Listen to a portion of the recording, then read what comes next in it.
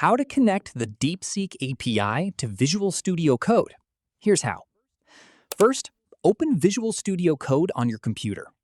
Next, click the Extensions icon on the left sidebar, or press Ctrl plus Shift on your keyboard. In the search bar, type Continue and install the Continue extension. Once it's installed, click the Continue icon from the left sidebar. Now, click Add Chat Model. From the provider list, select DeepSeek. Next, choose your preferred DeepSeek model, such as DeepSeek Coder. Now you'll need a DeepSeek API key.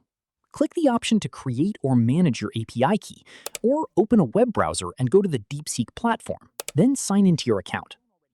Navigate to the API key section and click Create New API Key if you don't already have one. Copy the API key.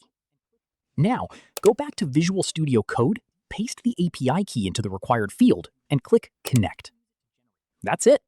DeepSeek AI is now connected to Visual Studio Code, and you can use it to generate code, explain code, fix bugs, and speed up your development workflow.